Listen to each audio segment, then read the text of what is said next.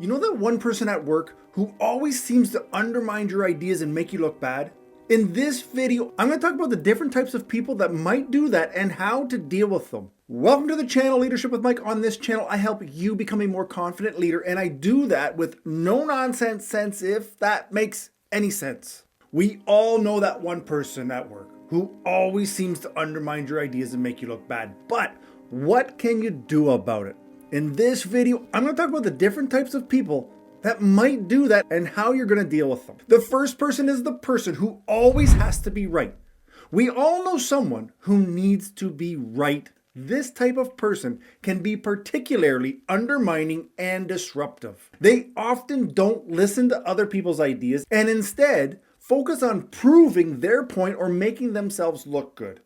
They may challenge your work simply for the sake of being right, or criticizing others' contributions even if they are valid. It is important to remember that while disagreeing and challenging each other can produce better ideas, it should not come at the cost of respect and trust in the team. As a leader, you should strive to create an environment in which everyone feels empowered to express their ideas and their opinions without fear of criticism and ridicule. As a leader, I try to make sure that everyone is comfortable sharing their thoughts in a respectful manner. After all, it's not about being right. It's about finding the best solution together. The next person is the guy, the gal who's always negative.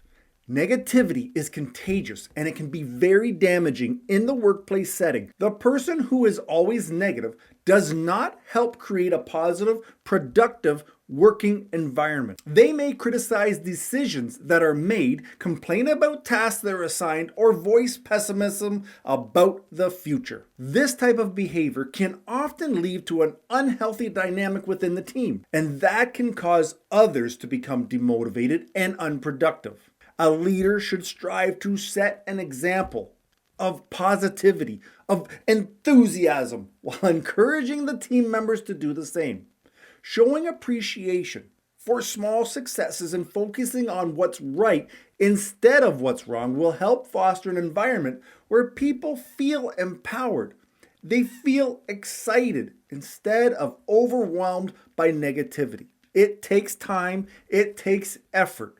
But creating a positive work environment is worth it for everyone involved. The next type of person that undermines you is the one who will take credit for your work, their work, everybody else's work. No one likes to feel cheated, especially not in a work setting. It can be incredibly frustrating when someone takes credit for your hard work and your ideas. This type of person will often present your ideas as if it were their own, or they try to take ownership of projects that you have worked hard on. A leader should keep an eye out for these types of behavior, confront it immediately, and ensure everyone gets recognition they deserve for the work that they do. By fostering an environment in which individual contributions are respected and valued, team members will feel more motivated to collaborate and produce better results. By protecting each other's credit and ensuring everyone receives the recognition they deserve, you as a leader can help create a workplace culture where everyone feels appreciated and heard. The next type of SOB who will try to undermine you is the person who tries to control everything. Some people can be overly controlling and just want to dictate how things should be done.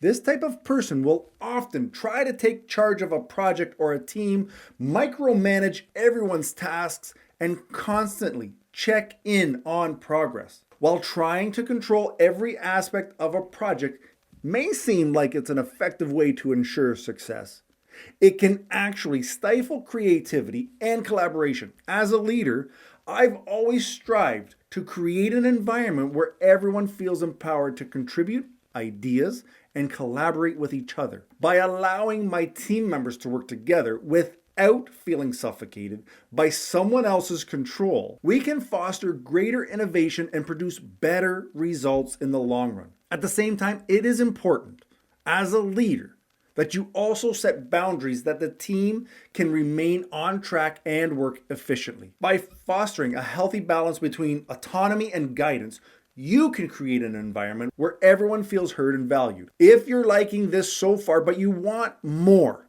click the link in the description for some of my free leadership resources. They're there for you. The next person who is going to be undermining you is the person who is always late. It can be incredibly disruptive when someone is always late, especially in a professional setting. Being late to meetings or other events not only wastes the team's time, but it can also create tension and frustration. I personally hate when somebody is late. And not like once or twice, but they're consistently late, because that shows me they don't care about my time. As a leader, I strive, and you may as well, I strive to ensure that everyone meets deadlines and adheres to the agreed upon schedule. This includes being prompt to meetings so that everyone can get started right away and stay on track with their own agendas. At the same time, I understand that people have different scheduling needs and circumstances. Sometimes you just don't know what's coming down the pipe. These things arise, which may cause someone to be late occasionally. In these cases, I encourage my members, and you should do the same, to communicate it clearly as soon as possible so that we can make adjustments needed without impacting the workflow too much. By creating an atmosphere of understanding and respect, everyone can feel comfortable enough to open up about their needs so that we can work together to resolve any issues in a timely manner. This way, we can maintain a productive, efficient workplace culture. With the right balance of structure and flexibility, everyone on the team can remain on schedule without feeling overly restricted or frustrated. This is the person who never does their share of work. The person who never does their share of work can be a huge burden on the team's success. Not only does it put extra strain on other members of the team to pick up slack, but it also creates resentment and frustration amongst all employees. As a leader, I encourage everyone to contribute fairly and equally, not identically, in order to ensure that all the tasks are completed in a timely and efficient manner. Personally, I strive to create an atmosphere where everyone feels appreciated for their efforts and understands the importance in achieving the team's goals. By providing incentives and rewards for those who go above and beyond, you can help motivate others to meet expectations without feeling like they're doing more than their fair share. At the same time, I also like to set clear guidelines regarding individual responsibilities so that everyone's on the same page. You know what you have to do, you know what you're responsible for, and you're able to take ownership for the task. This way, everyone will feel valued for their contributions and be more likely to step up when needed. By creating a culture of understanding and fairness, everyone on the team can work together to achieve success without the resentment or unequal workloads. As a leader, by setting clear expectations and providing incentives for the hard work, every team member can feel motivated to do their part. This way, we can ensure that no one person is taking on too much responsibility, while others are not pulling their weight. Not cool. Speaking of pulling their weight, have you gone down and clicked that like button? Go do it. The next person is the person, I worked with a guy like this, the person who talks too much. The person who talks too much can be overwhelming in the workplace. They monopolize conversations. They bring up irrelevant topics. They offer unsolicited advice.